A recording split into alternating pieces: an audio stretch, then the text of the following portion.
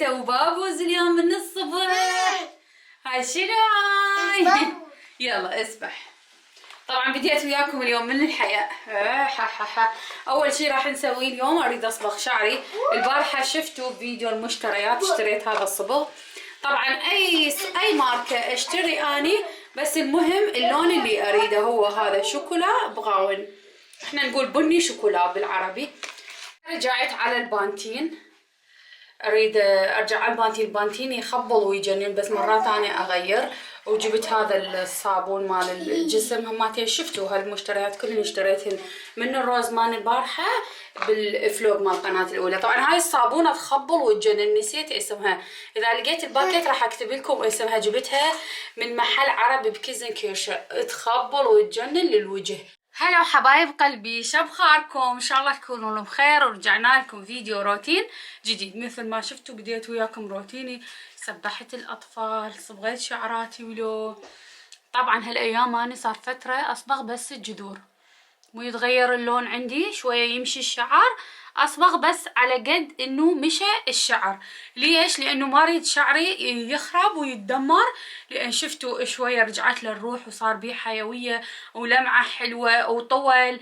كل هذا الشغلات ما اريد اخسرهن بعد، فقمت اصبغ شعري بس من الجذور. وشفتوا الصبغه، هواي بنات سالوا عليها وقالوا لنا نريد اللون، قالوا لي انا راويتكم هسه الصبغ بغاون، واحنا بالعربي تقول بني شوكولا. فاي ماركه ماكو مشكله، بس المهم نفس اللون. فهسه شنو راح اسوي؟ راح انشف شعري شويه واظفره، لانه ورانا هواي شغلات لازم نسويها. ان شاء الله يعجبكم الفيديو حبايب قلبي. يلا خلوا اللايك يحتفل بيكم، وسووا هاي الحمراء بيضة. السيروم حكيت لكم عليه بذاك الفيديو مال قناتي الاولى، السيروم يخبل ويجنن، وقلت لكم راح استعمله واقول لكم صدق فشي بيه ترطيب كثيف مو طبيعي وبيشد هماتين. واني يعني بشرتي من نوع الجافة كلش، حتى الايديا اخلي من عنده. فجربته لحد الان صار لي يومين كلش زين، وخلينا نشوف في الايام الجايه. هسه خلصينا واجينا للمطبخ. اهم شي هسه نسوي الغداء. طبعا ادي هاي الفلافل هنا نقعتها، ذاك الفيديو ما لحقت اثرمها واسويها البارحه، لان سويت لهم باقله وسويت لهم لبلبي هواي شغلات. قلت الفلافل اليوم هاي محضرتها وياها بصل وياها ثوم، تعالوا خلينا نفرم لين بعد ما نلحق نمشي الغدا الحضره وبعدين كل شي نسوي. شكراكم سلام. اليوم راح نسوي روتين يخبل ويجنن. نريد نسوي فلافل واحنا عندنا عنبه. هسه بس نفرم الفلافل ونقلي. ايش الشكل؟ يلا انو تساعديني. ايه انيتا تساعد امها. انا لي بنية كبيرة. كبيرة لو عنونة؟ كبيرة. يعني بنية كبيرة. بنية كبيرة دائما. ايه. فرمتها. شفتوا اليوم محضرة الطعام وخليت وياها ايش بنت. اليوم سوينا شغلات غريبة بالفلافل. هسه نخلي عليها بيضة كالعادة، ونخلي خاشوقة كمون، اهم شي شوية، نص خاشوقة سودة، خاشوقة ملح، بعد شوية ملح وبعد هم كمون، اهم شي الكمون حتى ما تنفخ الحمص، ما ينفخ. ماما شو الريحة؟ ريحة الكمون هاي تخبل وتجنن. لانه ليش لابسة هيج صدرية وهاي؟ اسمك بالحصاد ومنجلك مكسور. تريد تطبخ وهي ما تطبخ. راح اقلب هاي الطاوة العنونة لانه صغيرة، ترستها زيت حتى الفلفولة تغط بيها كلها. بين ما يستوون الفلفولات مالاتنا تعالوا نسوي طحينية. الطحينية هاي دائما يخلوها باللفات من تشتروها من المطاعم، هاي الصلصة البيضة. تعالوا خلينا نسويها بالبيت اليوم. هاي هنا أنا خليت روبة او لبن او زبادي كيفكم شو تقولون. وهنا أنا عندي هاي الطحينية الراشي بالعراقي، راح نخلطهن مع بعض. ما ادري تخبل وتجنن، لا لازم تجربوها وتكتبولي بالانستغرام. هاي خليت شوية تقريبا 4 خواشي طحينية نقول. وهنا عندنا ليمون فريش نخلي عليها عصير الليمون قصدي يعني. خل اذوق واقول لكم تخبل وتجنن لو لا. واو تخبل وتجنن يا ربي. هالطحينية الطيبة. اي والله تعال ذوق تعال. واكو شيء من ايدك شيء طيب؟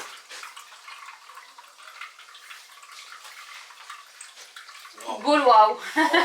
بس يراد لها بعد تخف. والله واو. راح اخلي شوية مي حتى تصير خفيفة اكثر. شوية مي وشوية بعد ليمون هم. كلش طيبة هاي لللفات. تصير تخبل وتجنن. احلى صوص. هسه اجينا هنا للحمص بطحينه. هواي من عندكم يشتروها الحمص بطحينه بس يشكون من الطعم يقولون مو اصلي. فتعالوا هسه شويه اضافات الها راح يصير الطعم الاصلي ويخبل ويجنن. هنا هسه ذن الفلفولات استوون طبعا نار هادئه كلش. والطاوه عنونه شلون صارت. هسه تبرد ونراويكم القرمشه. والفلفوله شلون جايه النفخ. طبعا هذا النفخه مو بس للسودة. السودة شفتوا خليت قليل. هذا البيض. ليش نخلي البيضه حتى تنفخ كلش ومن بطنها تصير مقرمشه. هاي هنا طلعنا العنبه مالتنا يابا. سويناها وياكم بذاك الفيديو موجود. وحتى الطريقه هماتين بفيديو قصير راح تنزل او نزلت بالقناه. نزلت بالقناة فيديو قصير بوحدها الطريقة مال العنبة. شوفوا اليوم شلون صايرة تخبل وتجنن. هسه تعالوا نسوي الحمص بطحينة. هنا هم خليت شوية لبن وهذن اثنيناتن حمص بطحينة عندنا ونخلطهن سوية. هسه نضيف بعد طحينية او راشي بالعراقي.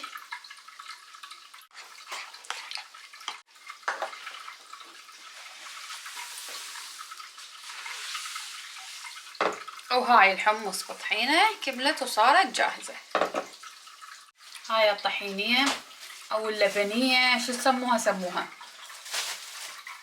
هاي حمص بطحينة والعنبة والزلاطة. بما انه الاطفال جوي وجوعانين فما راح انتظر منها لما تخلص كل الفلافل. راح اسوي لهم لفات بالخبز العراقي. هسه نجيب شوية نخلي. طبعا الفلافل تخبل وتجنن. شوفوها من الداخل شلونها. طبعا الشبنت انطاها نكهة تختلف تماما. بس نكهة كلش طيبة. جربوها بالشبنت. شوف من بطنها شلون مستوية وتخبل وتجنن. يا ربي هالفلافل عراقية من دنيا محمد. طبعا كل المتابعات حفظوها هاي ما نتخبل وتجنن. دائما يكتبوا لي اياها بالتعليقات. هسه اخر شي نضيف العنبة.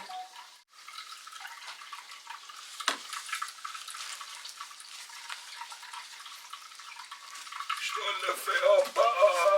شلون لفه هاي يابا. خبل وتجنن. خل نسوي واحدة ثانية نحنوش. سلامكم العافية طبعا. يقولوا احنا نقوم نمطق وانت تقولين سلامكم العافية. احنا شو نحصل. قوموا سووا مثل. قوموا سووا.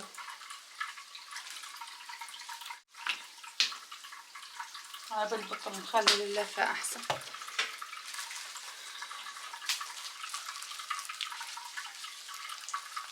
ما لحق اسوي صمون. عبالي اسوي لهم صمون ما لحقت. شلون لفه يابا. خبل وتجنن يا ربي هاللفه. خل اروح اعطيهم هاي اللفات ياكلوهن وبعدين ارجع اكمل باقي الفلافل. هسه كملنا الغدا طبعا وبدلت لانه راح نطلع عندنا شغله لازم اروح اسرع اخلصها. ومن هناك حنوش يريد يشتري هديه صديقه. ما ادري اصور لكم برا ايش تقولون. لو اصور غير فلوق للاولى ما ادري. يجوز اصور لكم برا اذا خلصنا الشغله بسرعه. اذا ما البس هيجي طبعا انجمان برا. فالبست هيجي شوي نخلينا مرطب لان هسه بس نطلع نجمد الايدين تصير خشب. خذيت هذا المرطب مال شموسه جابوا لي اياه هديه، شوي مرطب قوي كلش. طبعا الفلافل كانت تخبل وتجنن، انا ما اكلت هوايه ما اكلت خبز لانه كان غداي اليوم بيض وزلاطه بالطماطه، بس اكلت كم فلفوله ما اكذب عليكم يعني ما اقدر، الطعم رهيب وجربوها بالشبنت خبل طلع طعمها بالشبنت. ف هسه يلا خلونا نروح ونشوف شنو نقدر نسوي برا بعد. يجوز اصور لكم اذا اشتريت شغلات او اذا شفنا شغلات حلوه. هم هاي اخر الايام مال الفايناختن هذا الاحتفال البرة، وما رحنا والله كل يوم نريد نروح بس الجو انجماد والله صراحه انا ما اتحمل هذا البرد لانه دق بالعظم. يروحون العالمي يطلعون. انه بدلت انه ايش دعوه هالقد؟ انت خالق الراسات هوايه والنوم خليتي هاي ما يصير. الله يا انه ما خلت لا قراصه لا كبوس، وهاي النوب تدفي الاذانات كلهن لبستهن. انه بس قلنا لها يلا تروحين ماكو دقائق بدلت. ذكرني بنفسي قبل. يلا شنتي؟ بدل. وهاي ساعتك حلوه ايش ما تلبسها؟ وين؟ هاي للأولى انا جبتها لك هديه والله كلش حلوه تخبل. مضبوطة؟ شوف 3 وربع ثلث. صح مضبوطه. بدل. يلا بدل. لا مضيقة صدق؟ والنبي. يلا هسه تضعف. هيدي ساعة. هيدي ساعة. عندي بعد 4 هناك ينتج ما شاء الله، جايبت لي حتى من العراق ساعات. حتى من العراق جبت له ساعة. بس هاي والله كلش حلوة، ما يصير انا البسها؟ ليش لا؟ صدق؟ والله حلوة. تلمع وحتوة. اي والله حلوة. لا ما البس هذا. ما يصير يقول ساعة ذا تلبسينها فراق. اي يابا شنو رجعينا كتلنا البرد جمدنا ثلجنا. صورت لكم طبعا فيديو عن المدينة والاجواء تخبل وتجنن، ونزل بابا نويل بالعربة، وهم صورت لكم مقطع قصير هنا بس ذاك الفيديو نزلته لكم بالتيك توك. اي واحد ما متابعني بالتيك توك يروح ويتابعني لان هناك دائما نسوي بث مباشر شغلات. يخبل ويجنن. قولي يثلج ويجمد. يثلج ويجمد. والله شوفوا لسه صار لنا تقريبا نص ساعة من دخلنا للبيت واحس ايدي هاي ثلج لانه سويت بث مباشر بالفيسبوك. متابعينا قالوا دنيا راوينا الاجواء ببث مباشر فصورت وجبت بعض الشغلات راح اسويها وياكم. هلا بيك. ريحة الفلافل طبينا للبيت ماكو واصلة للباب. عندي هاي مال الشموع انتوا تعرفوها. ايه لا تاكل الدنيا الليل. جبت شغلات راح نحول هاي اذا شيء احلى من يعني هي هيك حلوه بس نسويها احلى وهم للشموع. وجبت شموع يخبلن ويجنن كيوت. تعالوا وياي لهناك خلينا نسويهم. يلا قبل ما نروح خل اسوي لهم سفن ونروح هسه للهو حتى نسوي ذن الشغلات اللي جبناهن. هوايه شغلات بعد عندنا نسويها بس اكله وفلافل تدرون بيهم. هذا السفن اب. ليش اكو سفن اب وماكو سفن ام؟ ماكو سفن ام.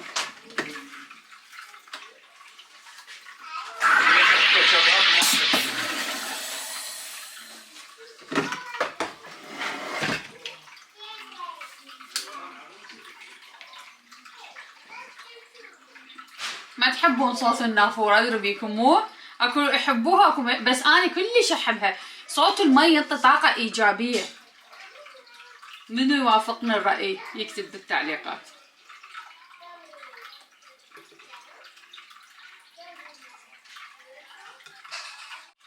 طبعا هذا ما اخلي لكم اياه يعني الكوب مال القياس. هاي الترسو تخلون اللتر مال مي وهذا شفتوا هو يوصل حد الغازات ويقطع يعني الى حد اللتر. والطعم مالته حقيقي 100%. هيدا سفن حقيقي وحياة الله حقيقي. كوكمال شوفوا كوكمال يعني شوفوا بالألماني كوكمال. هاي الشغلات اللي جبتها طبعا من التدي. بي دائما هيك الشغلات حلوة انه مال خياطة مال باستل الناس سووها يعني اعمال يدوية. هاي يلا هسه اليوم قدومي جبنا لهم هماتين الطين الاصطناعي الالوان يلعبون بيه. فكل هاي الشغلات هسه راح نسويها سوية وياكم. هذني هن مال الشموع، هذولا شوية راح نغير شكلهم. تعالوا شوفوا الشموع الحلوات اللي خولن وكيوت جبتهم. هذولا الشموع شوفوا ايش قد حلوات، خبلن وكيوت.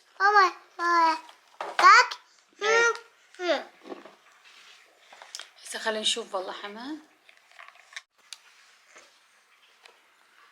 شو لازم.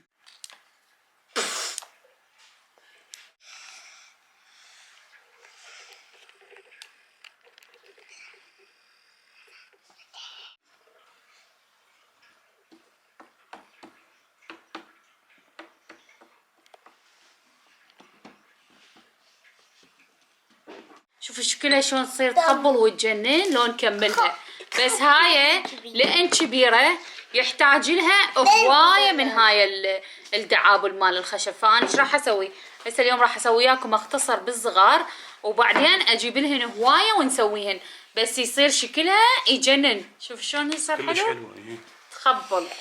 فهسه راح نسوي هذن اثنيناتن بلكي يكفن ذن الدعابل. هسه شنو كملنا هاي. هذول ردت اسويهم بس يحتاجون هوايه لان هاي كلش كبيره. فان شاء الله على المره الجايه اجيب من هذول الخشبيات بس لازم اجيبهم يكون بيهم اضلاع مربعه لان شويه هاي الدائره حيل ما تضبط. شوفوا فهاي صارت هيك شكلها، تغير شكلها 180 درجه. هسه ناخذ شمعه كيوت من هذول الشموع الحلوات ونخلي بداخل.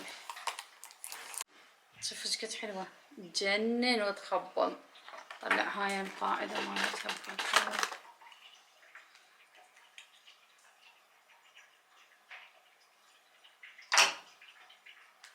واو على قولة آدم كل شي وقال واو. يمكن لو هاي لونها أبيض تطلع بعد أحلى أو غير لون. شو تقولون؟ خلنا نعلق الشمعة ونشوف.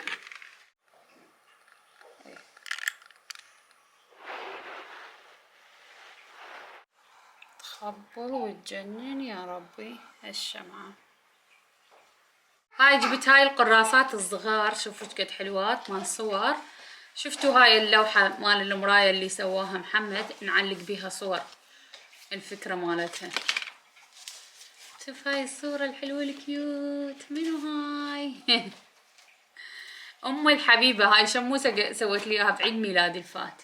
قد لا أقول لك في كل يوم وفي كل دقيقة وثانية كم أحبك لكن تأكدي يا عزيزتي إنك في قلبي بل أنت قلبي الذي ينبض. أوه واو. شنو هاي؟ شوفوا هاي الصورة تتذكروها مو؟ هاي صورة ششة ومحمد يمكن قبل سنتين كانت الصورة هاي مال عيد ميلادهم. طبعا بالمناسبة بعد كم يوم عيد ميلاد محمد. هو قال لي قولي خاف واحد يريد يدز لي هدية لو هاي. احنا ما راح نسوي له عيد ميلاد لان هو كبير يعني مو مال عيد ميلاد. صرت كبير. ايه هو رجال كبير. هاي دادا بالبال. ايه هاي حنوش هماتين بالله يا سنة ما مكتوب التاريخ. لازم مكتوب التاريخ بالعادة بس المهم هم يعني يمكن سنتين صار من كنا بذاك البيت بالطوبة سووا لي. واو تخبل وتجنن. بس هسه اريد وياكم تختاروا لي مكان الهاي وين راح نخليها اللوحة. وين برأيكم اخليها؟ هنا هاي تتذكروها؟ هاي بتركيا سويتهن السلطانة دنيا. هاي الملابس مال حريم السلطان. هلا بلافي وجيته حرز لي البيت جيته. هلا بلافي لازم اسوي صورة لافي واخليها. شنو رايكم؟ مو اسوي صورة هذا ايه وهذا حشوش. هذا هم الدادا ايه وهاي ننزلها لي جوا. ايه نحتاج لنا بعد وحده اثنين ثلاث صور. راح صورة لافي والباقي ما اعرف شلون نطلع لنا بعد صور. لين اني كنت فيها ماما بابا اريد من عندكم تختاروا لي مكان وين اخليها. انا سويتها وكملتها، اريد من عندكم تختارون المكان وين اخليها، هنا او يم المكتب مالت محمد وغرفتنا وين. انتظر تعليقاتكم الصبح، هو راح ينزل الفيديو راح تكتبوا لي تعليقاتكم واختار لها المكان. بالفيديو الجاي راح تشوفون وين خليناها. هيك خلص الروتين مالتنا لليوم. احبكم كومات وانتظروني بالفيديو الجاي. باي باي.